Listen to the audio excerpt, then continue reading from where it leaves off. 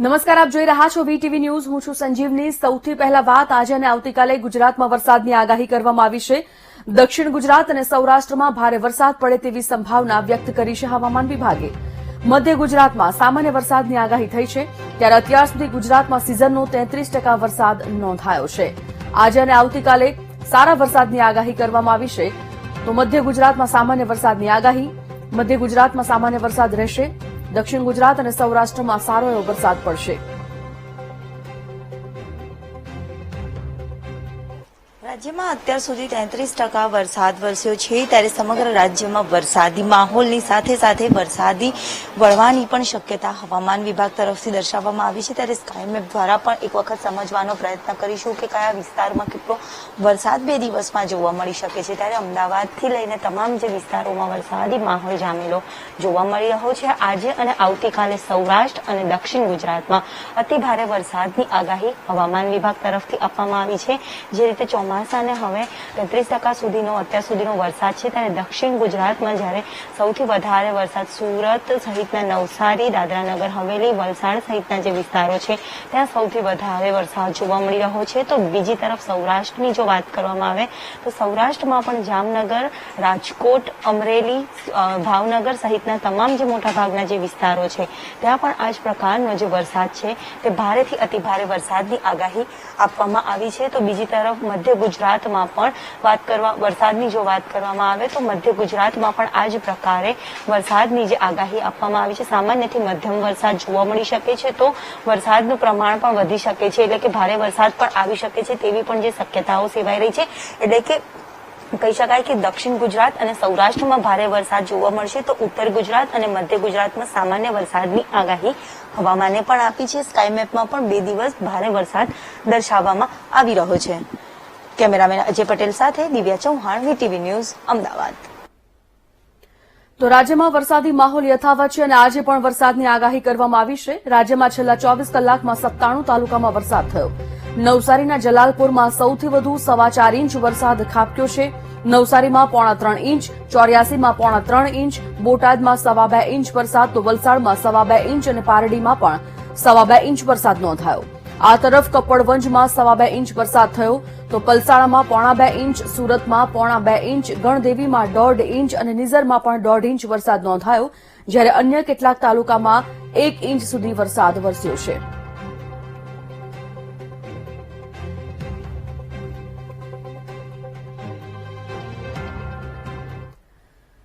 સત્તરમી જુલાઈએ સંયુક્ત રાષ્ટ્રમાં પ્રધાનમંત્રીનું સંબોધન, જેમાં સંયુક્ત રાષ્ટ્રની 75મી વર્ષગાંઠ પર પ્રધાનમંત્રી સંબોધન કરશે. વીડિયો કોન્ફરન્સના માધ્યમથી પ્રધાનમંત્રી સંબોધન કરવાના છે. સુરક્ષા પરિષદમાં જીત મેળવ્યા બાદ પીએમ મોદીનું પહેલીવાર આ સંબોધન છે. ત્યારે સંયુક્ત રાષ્ટ્રમાં ભારતના સ્થાયી પ્રતિનિધિ ટીએસ તિરુમૂર્તિએ જાણકારી આપી છે.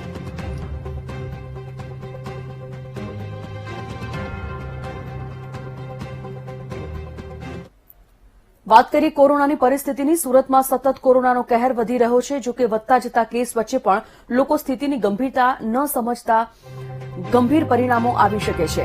ખાસ કરીને દુકાનદારોની બેદરકારી સામે આવી છે. દુકાનદાર માસ્ક, સેનેટાઇઝરનો ઉપયોગ નથી કરતા, દુકાનોમાં નિયમોનું પાલન નથી કરાવતા. મહાનગરપાલિકા આકરા પાણીએ હવે છે, ત્યારે મનપાએ એક જ દિવસમાં 17 લાખ રૂપિયાનો દંડ વસૂલ કર્યો છે. સંવાદદાતા આનંદ પટણી ફોન લાઈન પર જોડાઈ ગયા છે. આનંદ, સુરતમાં દિવસે દિવસે પરિસ્થિતિ ખૂબ ગંભીર બનતી જઈ રહી છે, પરંતુ તેમ છતાં લોકોની ગંભીરતા હજી એટલી નથી દેખાઈ રહી.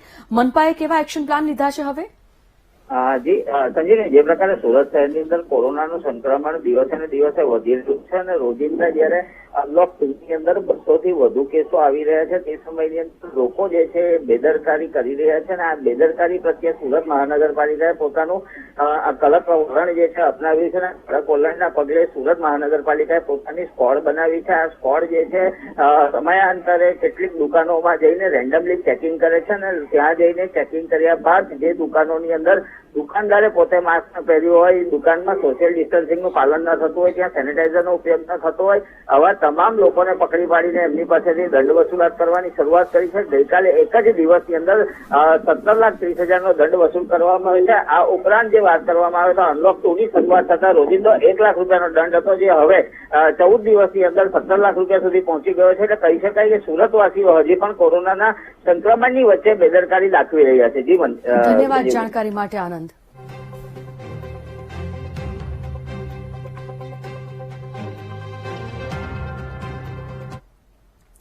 આ તરફ વડોદરાની વાત કરીએ તો કોરોના મુદ્દે વડોદરાવાસીઓ પણ ગંભીર ન બનતા મહાનગરપાલિકા એક્શનમાં આવી ગઈ છે. માસ્ક ન પહેરનાર માટે દંડની રકમમાં પણ વધારો કરવામાં આવ્યો. વડોદરામાં આજથી માસ્ક ન પહેરનારને 500 રૂપિયા દંડ કરવામાં આવશે. અત્યાર સુધી 200 રૂપિયા દંડની જોગવાઈ હતી, જે વધી અને હવે 500 થઈ ગઈ છે. ફરજિયાત માસ્ક પહેરવું હવે લોકોએ જરૂરી છે.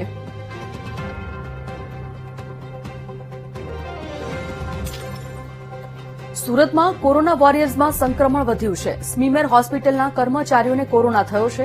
હોસ્પિટલની વધુ 8 નર્સનો રિપોર્ટ પોઝિટિવ આવ્યો છે, તો એક લેબમાં ટેકનિશિયન પણ કોરોનાની ઝપેટમાં આવી ગયો છે. હોસ્પિટલમાં આયાનો રિપોર્ટ પોઝિટિવ આવતા ચિંતામાં વધારો થયો, જ્યારે સિવિલમાં વધુ 3 ડોક્ટરો પણ કોરોના સંક્રમિત છે.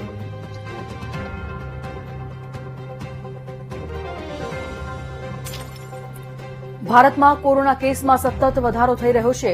સમગ્ર દેશમાં કુલ 9,37,487 પોઝિટિવ કેસ છે. કોરોના બાદ 5,93,000 લોકો સાજા થઈ ગયા છે. દેશમાં કુલ 3,19,000 એક્ટિવ કેસ છે. કોરોના બાદ કુલ 24,315 લોકોના મૃત્યુ થયા.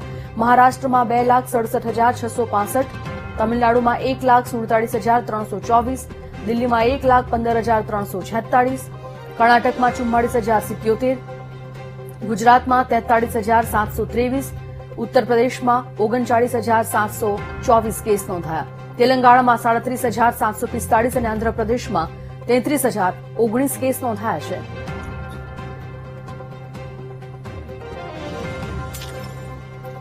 સમગ્ર વિશ્વભરમાં કોરોનાનો કહેર યથાવત છે. તેવામાં 1,34,52,000 કેસ વિશ્વમાં નોંધાયા.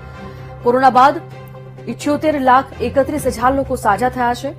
કોરોનાથી કુલ 5,80,000 લોકોના મોત સમગ્ર વિશ્વમાં નોંધાયા છે. છેલ્લા 24 કલાકમાં 2,14,000 નવા કેસ આવ્યા છે. અમેરિકામાં 64,423, બ્રાઝિલમાં 43,245, ભારતમાં 29,842, રશિયામાં 6,248 નવા કેસ આવ્યા, જ્યારે પેરુમાં 3,744, દક્ષિણ આફ્રિકામાં 10,496, મેક્સિકોમાં 4,685, ઈરાનમાં 2,521 નવા કેસ આવ્યા, બાંગ્લાદેશમાં 3,163, ઈરાકમાં 2,022 નવા કેસ સામે આવ્યા છે.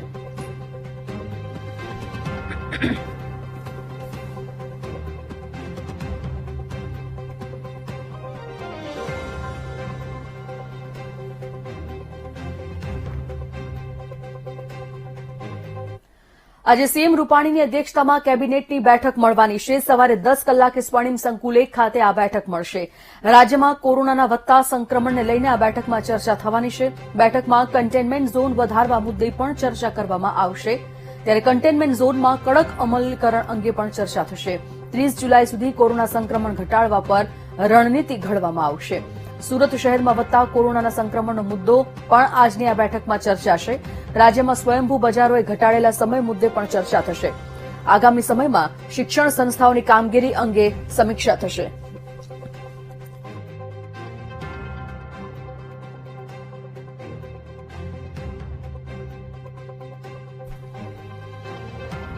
તો રાજ્યમાં કુલ ચોમાસુ વાવેતર મુદ્દે પણ આ બેઠકમાં ચર્ચા થવાની સંભાવના જોવામાં આવી રહી છે. આમ અલગ અલગ મુદ્દા પર આજની આ બેઠકમાં ચર્ચા થશે.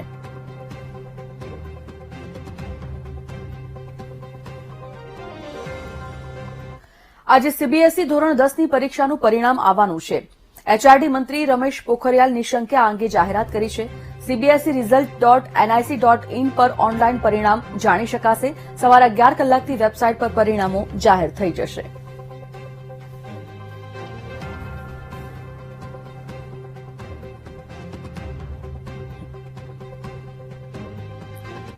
રિલાયન્સના ચેરમેન મુકેશ અંબાણીએ વિશ્વના ટોપ 10 ધનાઢ્યોની યાદીમાં છઠ્ઠું સ્થાન પ્રાપ્ત કર્યું છે. બ્લુમબર્ગ બિલિયોનર્સ ઇન્ડેક્સ મુજબ રિલાયન્સ ઇન્ડસ્ટ્રીઝના ચેરમેન મુકેશ અંબાણીની કુલ સંપત્તિ $72.4 અબજ અમેરિકન ડોલર છે. ત્યારે વિશ્વના ટોપ 10 ધનાઢ્યોની યાદીમાં સમગ્ર એશિયામાંથી માત્ર મુકેશ અંબાણીનું જ નામ છે. મુકેશ અંબાણીએ ગૂગલના ફાઉન્ડર લેરી પેજને પાછળ રાખી અને આ સ્થાન પ્રાપ્ત કર્યું છે. સોમવારે રિલાયન્સના શેર્સમાં 3% વધારો થતા અંબાણી એશિયાના સૌથી ધનાઢ્ય વ્યક્તિમાં છઠ્ઠા ક્રમે પહોંચ્યા છે. જ્યારે પહેલા નંબરે એમેઝોનના સીઈઓ અમેરિકન જેફ બેઝોસ છે.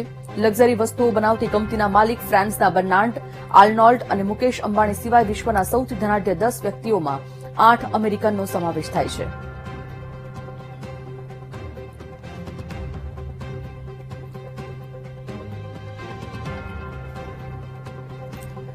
બિલ ગેટ્સ માઇક્રોસોફ્ટના સ્થાપક વિશ્વના ધનાઢ્ય નંબર 2 માં તેઓનું સ્થાન છે. $115 બિલિયન તેઓની સંપત્તિ છે.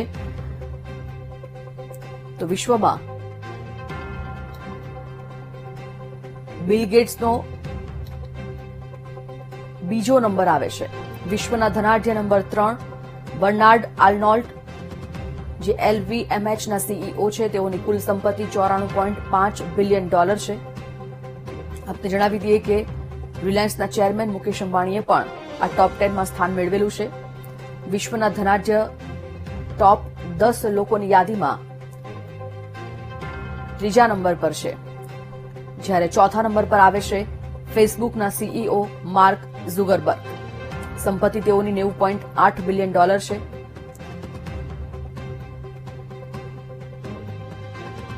તો ફેસબુક સીઈઓ માર્ક ઝુકરબર્ગ વિશ્વના ધનાઢ્યના ચોથા નંબર પર આવે છે. તો સાથે જ પાંચમા નંબર પર માઇક્રોસોફ્ટના પૂર્વ સીઈઓ સ્ટીવ બાલ્મેર છે, જેમની સંપત્તિ $74.6 બિલિયન છે. તો કુલ 10 ધનાઢ્ય લોકોમાંથી સ્ટીવ બાલ્મેરનો પાંચમો નંબર છે, જેમની સંપત્તિ $74.6 બિલિયન આંકવામાં આવી છે. વિશ્વના ધનાઢ્ય નંબર 6 એવા મુકેશ અંબાણી રિલાયન્સ ઇન્ડસ્ટ્રીઝના એમડી છે. સંપત્તિ તેઓની $72.4 બિલિયન. અને આટલી સંપત્તિ સાથે છઠ્ઠા ક્રમાંક પર રિલાયન્સના ચેરમેન મુકેશ અંબાણીએ વિશ્વના ટોપ 10 ધનાઢ્યોની યાદીમાં છઠ્ઠું સ્થાન મેળવ્યું છે. તો સાથે જ 7મા નંબર પર ગૂગલના સહસ્થાપક લેરી પેજ આવે છે, જેઓની સંપત્તિ $71.6 બિલિયન. જે ટોપ 10 માં 7મા નંબર પર ગૂગલના સહસ્થાપક લેરી પેજ.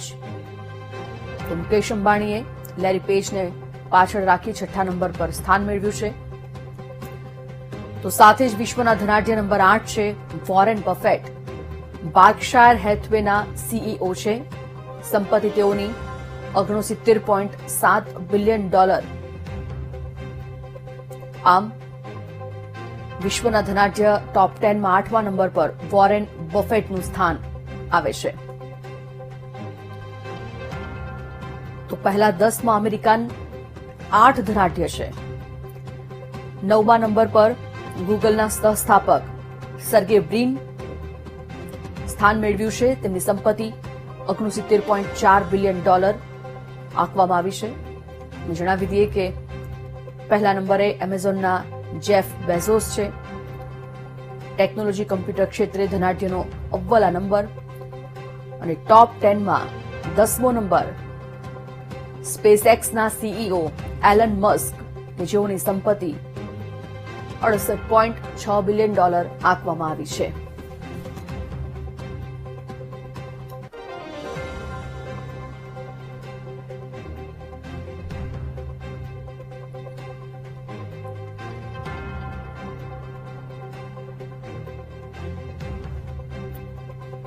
તો મંદીના માહોલમાં પણ વિશ્વના ટોપ 10ના શ્રીમંતોની યાદીમાં મુકેશ અંબાણી છઠ્ઠા ક્રમે. ભારત અને એશિયાના સૌથી ધનવાન વ્યક્તિ મુકેશ અંબાણી. એશિયામાં એકમાત્ર તેમનું નામ આવ્યું છે. ગૂગલના ફાઉન્ડર લેરી પેજથી મુકેશ અંબાણીએ એક સ્થાન આગળ મેળવ્યું છે. બ્લૂમબર્ગે બિલિયનર્સ ઇન્ડેક્સ બહાર પાડ્યો, જેમાં ધનાઢ્યના નામ જાહેર કરવામાં આવ્યા છે. બ્લૂમબર્ગના રિસર્ચ પ્રમાણે મુકેશ અંબાણીની કુલ સંપત્તિ $72.4 અબજ છે. સોમવારે રિલાયન્સના શેર્સમાં 3% વધારો થતા અંબાણી એશિયાના સૌથી ધનાઢ્ય વ્યક્તિ તરીકે સ્થાન મેળવી ચૂક્યા છે. પહેલા નંબરે એમેઝોનના સીઈઓ અમેરિકન જેફ બેઝોસ છે. વિશ્વના સૌથી ધનાઢ્ય 10 વ્યક્તિઓમાં 8 વ્યક્તિ અમેરિકન છે. લક્ઝરી વસ્તુઓ બનાવતી કંપનીના માલિક ફ્રાન્સના બર્નાર્ડ આર્નોલ્ટનો પણ સમાવેશ આ 10 ધનાઢ્યોમાં થાય છે.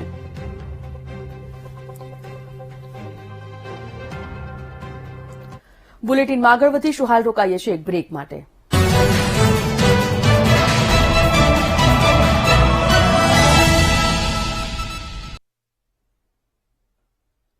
અને હવે નજર કરીએ ટોપ 10 ન્યૂઝ પર.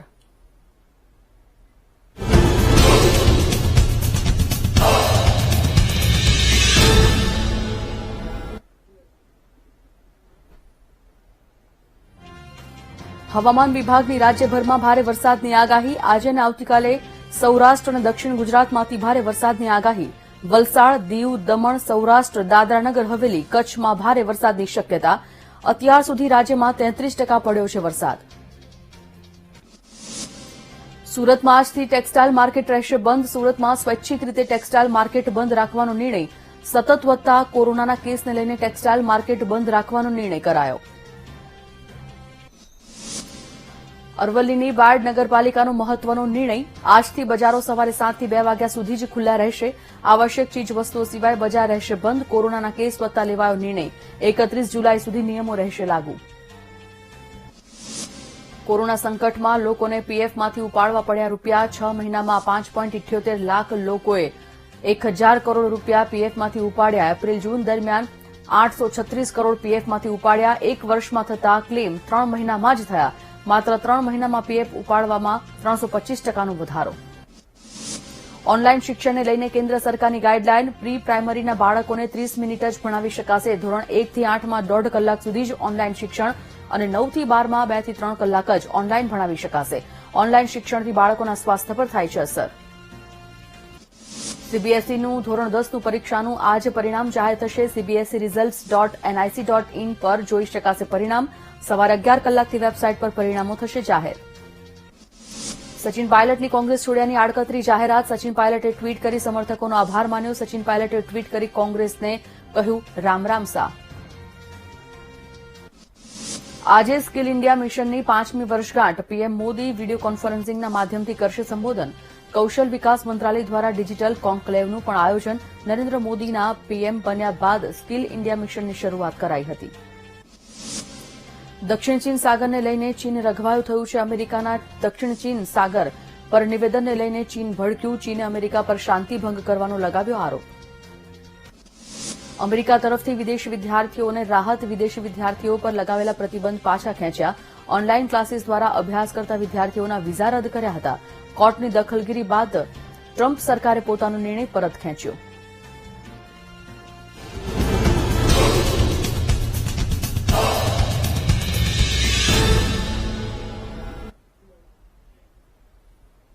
આ સાથે જ બુલેટિનમાં એક બ્રેક.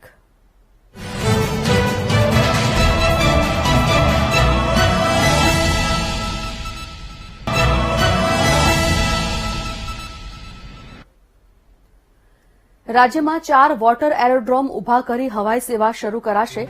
રાજ્યના 4 સ્થળોએ બનશે water aerodrome. Sabarmati riverfront Ahmedabad ખાતે બનશે water aerodrome. Kevadia Sardar Sarovar Narmada dam ખાતે પણ બનશે એરોડ્રોમ. તો શેત્રુંજય ડેમ પાલીતાણા ખાતે બનશે water aerodrome. Dharoi dam Mehsana ખાતે પણ વોટર એરોડ્રોમ બનશે.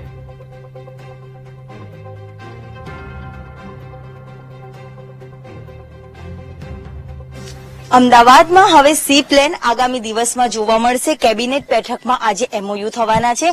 ત્યારે અમદાવાદના રિવરફ્રન્ટથી લઈને મહેસાણા સહિતના જે 4 જે મોટાભાગના જે વિસ્તારો છે ત્યાં વોટર એરોડ્રોમમાં બનાવવાની જે તૈયારીઓ હવે તંત્ર કરી દેશે. મહત્વનું છે કે અમદાવાદને હવે નવી એક ભેટ મળવાની છે. ત્યારે અમદાવાદીઓ જ આપણી સાથે જે મોર્નિંગમાં રિવરફ્રન્ટ ઉપર વોક કરતા હોય છે એમની સાથે સીધી ચર્ચા કરીશું. હવે થોડાક સમયમાં રિવરફ્રન્ટ ઉપર સી પ્લેન જોવા મળશે. અમદાવાદીઓ કેટલા એક્સાઇટેડ છે? બહુ એક્સાઇટેડ છે કારણ કે પહેલા બી મોદી આવેલા અને સી પ્લેનમાં એ લોકોએ ટ્રાવેલ કરેલું, તો અત્યારે હવે મોર્નિંગ વોકમાં બી અમે જોઈશું તો એવું એક્સાઇટમેન્ટ થશે કે હવે અમને બી જોવા મળશે રોજ સવારે, એક એક્સાઇટમેન્ટ રહેશે. સી પ્લેનને લઈને અમદાવાદીઓમાં કેટલી આતુરતા છે કે ક્યારે બનશે તેને લઈને? બહુ આતુરતા છે કારણ કે બધાને ગમે, સવારે આવો તમે જોવો તો વધારે ગમે, અને મોદી બી એકવાર આવેલા તો એવું થાય કે આપણે બી રોજ જોઈએ, આપણે બી એક્સપિરિયન્સ કરીએ એવું. આને લઈને જે મહત્વની જે કનેક્ટિવિટીથી લઈને મહત્વના જે બાબતો જે કહી શકાય કે કહી શકાય પ્રવાસન ક્ષેત્રે પણ સારું પરિવર્તન થશે, સારી એક લાભ થશે. કેવી રીતે જોઈ રહ્યા છો આ સી પ્લેનને અને કેટલા અમદાવાદી તરીકે આતુર છો? એટલે બહુ જ ઉત્સાહ છે કે સી પ્લેન આવે તો શું કે મોર્નિંગ વોકર્સ ને બધાને આપણે જોઈ શકીએ સી પ્લેન ને, એટલે આમ બહુ જ એક્સાઇટમેન્ટ છે એના માટે. બેસવાની કેટલી એક્સાઇટમેન્ટ? બેસવાની તો બહુ જ છે, એટલે જલ્દી કેટલા બને તેટલી આશા રાખીએ. જલ્દી જેટલું બને એટલું વધારે સારું એક્સાઇટમેન્ટ રહેશે અને એટલું સારું આપણે એક્સપિરિયન્સ બી કરી શકીએ. એટલે જરૂરથી કે અમદાવાદીઓમાં પણ જે મોર્નિંગ વોકર્સ છે, જે રિવરફ્રન્ટ પર ડેલી વોક કરતા હોય છે, તેમાં પણ ખૂબ આતુરતા જોવા મળી રહી છે સી પ્લેનને લઈને. કેમેરામેન અજય પટેલ સાથે દિવ્યા ચૌહાણ, વીટીવી ન્યૂઝ, અમદાવાદ.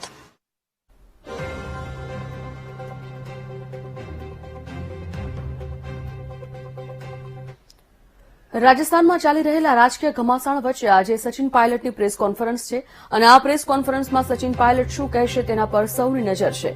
રાજસ્થાનમાં સર્જાયેલા સમગ્ર ઘટનાક્રમ પર હજી સુધી સચિન પાયલટની કોઈ પ્રતિક્રિયા નથી આવી, પરંતુ આજની પ્રેસ પર સૌની નજર રહેલી છે. આપને જણાવી દઈએ કે સચિન પાયલટને રાજસ્થાનના નાયબ મુખ્યમંત્રી અને પ્રદેશ કોંગ્રેસ અધ્યક્ષ પદેથી પણ હટાવી દેવાયા છે.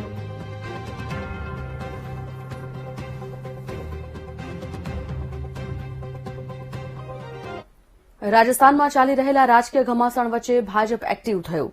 કોંગ્રેસે સચિન પાયલટને નાયબ મુખ્યમંત્રી અને પ્રદેશ પ્રમુખ પદેથી હટાવાતા ભાજપ હરકતમાં આવી ગયું છે. ભાજપના પ્રદેશ અધ્યક્ષ સતીશ પુનિયાએ ઓમ માથુર, ગુલાબચંદ કટારિયા, રાજેન્દ્ર રાઠોડ અને અન્ય નેતાઓ સાથે બેઠક કરી હતી અને આ બેઠકોનો દોર બુધવાર પણ ચાલુ રહેશે. આજે યોજાનારી બેઠકમાં પ્રદેશના વરિષ્ઠ નેતાઓ સાથે જ પૂર્વ મુખ્યમંત્રી વસુંધરા રાજે સિંધિયા પણ ઉપસ્થિત રહેશે.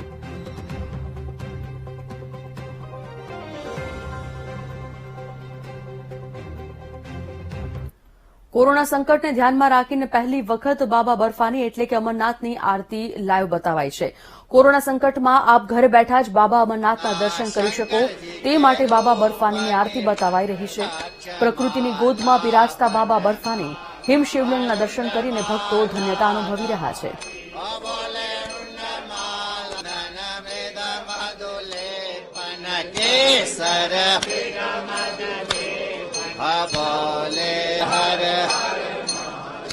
સેવા કર મે શેષક અજાનત બોલે જાનત. નેપાળના પ્રધાનમંત્રી કેપી ઓલી શર્મા ચીનના રવાડે એવા તો ચડ્યા છે કે મન ફાવે તેવા નિવેદનો આપી રહ્યા છે, પરંતુ તેમના નિવેદન હવે તેમના પર જ ભારે પડી રહ્યા છે. થોડા દિવસ પહેલા અસલી અને નકલી અયોધ્યાવાળા તર્થહીન નિવેદનને કારણે ઓલી પોતાના જ દેશમાં મજાકના પાત્ર બની ગયા છે અને પોતે બરાબર ઘેરાઈ જતા હવે નેપાળી વિદેશ મંત્રાલય પાસેથી નિવેદન જાહેર કરાવ્યું. નેપાળી વિદેશ મંત્રાલયે કહ્યું કે પ્રધાનમંત્રી ઓલી કોઈની આસ્થાને નુકસાન પહોંચાડવા માંગતા ન હતા. પ્રધાનમંત્રીની ટિપ્પણી કોઈ રાજનીતિક વિષય સાથે જોડાયેલી ન હતી. તેમનો ઈરાદો કોઈની ભાવનાને ઠેસ પહોંચાડવાનો પણ ન હતો અને ન તો અયોધ્યાના સાંકેતિક મહત્વ અને સાંસ્કૃતિક મૂલ્યોને અપમાન કરવાનો. નેપાળી વિદેશ મંત્રાલયે કહ્યું કે શ્રીરામ અને તેમના સ્થાન સાથે જોડાયેલા અનેક મથક અને સંદર્ભ છે. પ્રધાનમંત્રી ઓલી સાંસ્કૃતિક ભૌગોલિકતા, રામાયણના ફેક્ટને લઈ અધ્યયન અને રિસર્ચનું મહત્વ પર પ્રકાશ પાડી રહ્યા છે.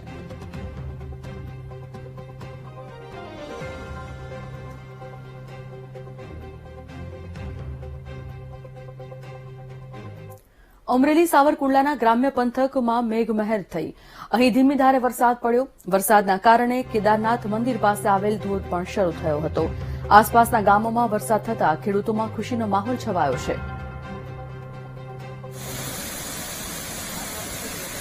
અમરેલી સાવરકુંડલાના આ દ્રશ્ય. અમરેલીના ગ્રામ્ય વિસ્તારોમાં સારો એવો વરસાદ પડ્યો છે. ધોધમાં પણ પાણી આપ જોઈ શકો છો. ખૂબ જ રમણીય આ દ્રશ્ય. મંદિર પાસે આવેલો છે આ ધોધ. ફરી એકવાર વરસાદી પાણીથી તે ધોધ પણ વહેતો જોવા મળી રહ્યો છે. ગ્રામ્ય પંથકમાં ભારે વરસાદના કારણે ખેડૂતોમાં પણ ખુશીનો માહોલ છવાયો છે. વરસાદના કારણે કેદારનાથ મંદિર પાસે આવેલ ધોધ ફરી એકવાર વરસાદી પાણીથી શરૂ થયો છે. આસપાસના ગામોમાં વરસાદ થતા ખેડૂતોમાં ખુશીનો માહોલ.